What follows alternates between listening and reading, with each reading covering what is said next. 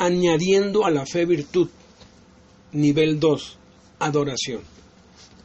La petición es el nivel más básico y elemental de la oración y nunca debemos dejar de ejercitarlo. Segunda de Pedro, capítulo 1, como lo hemos visto, dice, añade a tu fe virtud. Una vez que se inicia la carrera que tenemos por delante, la petición debe estar presente durante toda nuestra vida. Algunas personas mal enseñadas, mal adoctrinadas, dicen, yo ya no le pido nada a Dios, y se creen muy espirituales. Pero Jesús dijo, pidan, si no le pedimos a Dios, estamos desobedeciendo. Por eso la petición es importante, pero no nos debemos quedar allí. El problema es que hay quienes nada más piden, y a veces lo único que piden son cosas materiales. Pero la petición debe ser parte de toda nuestra vida. Ahora, tenemos que avanzar, tenemos que crecer al nivel 2. Pide y se te dará, busca y hallarás. La petición se puede comparar con la respiración, es esencial. Si dejamos de orar, vamos a experimentar muerte espiritual. Cuando un ser nace, empieza a respirar y respira durante toda su vida, señal de que está vivo.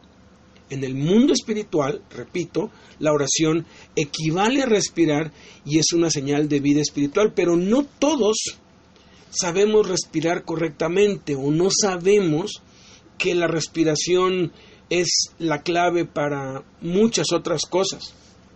Y cuando aprendemos la importancia de la respiración y aprendemos a respirar correctamente, entonces podemos avanzar a otro nivel. Veamos algunos hechos interesantes acerca de la respiración. Respiramos de 5 a 6 litros de aire por minuto. Los pulmones tienen capacidad hasta para 3 litros de aire. Cada día respiramos unas 26,000 veces, unos 14,000 litros de aire. Debemos respirar por la nariz y desde el estómago, porque de ese modo el aire recorre más distancia y llega caliente a los pulmones, y así no nos resfriamos tan fácilmente. Por eso es que a veces cuando uno duerme deja la ventana abierta o hay una corriente de aire, como la tendencia de muchos es dormir y abren la boca cuando duermen, el aire entra por la boca y eso los resfría. Pero cuando estamos distraídos o con estrés, cuando nos movemos muy rápido, tendemos a respirar con el pecho.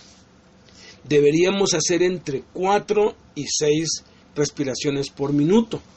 Pero si te pones a prueba, si te examinas, la mayoría de nosotros toma de 16 a 20 respiraciones por minuto. Respiramos demasiado rápido. Los expertos dicen que deberíamos recibir el 99%. Sí, escuchaste bien, el 99% de nuestra energía, de nuestra respiración. Pero aseguran que la mayoría de nosotros solo accedemos al 10 o 20% de esa energía. La tos y el estornudo son mecanismos de defensa, movimientos automáticos e involuntarios que sirven para mantener libres y despejadas las vías respiratorias y eliminan la mucosidad. De no ser por eso, podríamos morir. Casi la mitad del agua que bebemos la expulsamos a través de la respiración. Respirar correctamente es vivir.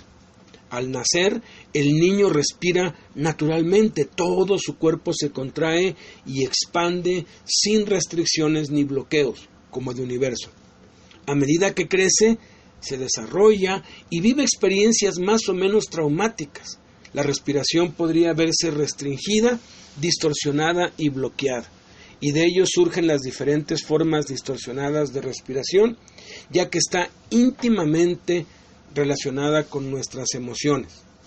Escuchemos la meditación de Richard Wurmbrand respecto a la respiración. Él es un pastor judío, se convirtió del judaísmo a Cristo y estuvo preso 14 años por su fe. 3 de los 14 años estuvo bajo tierra, 10 metros bajo tierra, y le llegaba el aire por un tubo. Y él escribió esta maravillosa meditación acerca de la respiración. Dice así: los prisioneros recién llegados nos preguntan, ¿cómo puedo resistir la tortura? Entre otros muchos consejos les decimos, respiren profunda y rítmicamente. Pablo escribe, sí, pues, comen o beben o hacen otra cosa, háganlo todo para la gloria de Dios, en 1 Corintios 10:31. Esto incluye una manera santa de respirar. La vida de la humanidad empezó cuando Dios sopló en la nariz de Adán aliento de vida, Génesis 2:7. ¿En qué ritmo y de qué manera habrá soplado Dios? La Biblia habla de muchas clases de respiración. El pecador es comparado con una asna montés, que en su ardor olfatea el viento, Jeremías 2:24. Jeremías habla también de hombres que relinchan tras la mujer de su prójimo, que bufan con su respiración, Jeremías 5:8. Se describe al perseguidor Saulo de Tarso como respirando amenazas y muerte contra los discípulos del Señor, Hechos 9:1. Jesús mismo tuvo una respiración por separado, sopló sobre sus discípulos y recibieron el Espíritu Santo, Juan 20:22. Los sacerdotes ortodoxos todavía soplan sobre las personas como parte del rito bautismal. ¿Cuál es su forma de respirar? ¿Exhala usted ira o lujuria? ¿O tiene la respiración tranquila, majestuosa y serena de un hombre que no tiene ningún vínculo con el mundo ni repugnancia contra él? Tal respiración hay que practicarla. Los ejercicios de yoga pueden ser útiles, pero no resuelven problemas. Un hombre puede practicar yoga por la mañana y empezar a relinchar y resoplar odio por la tarde. Uno tiene que practicar la respiración para la gloria de Dios en los momentos de mayor tensión.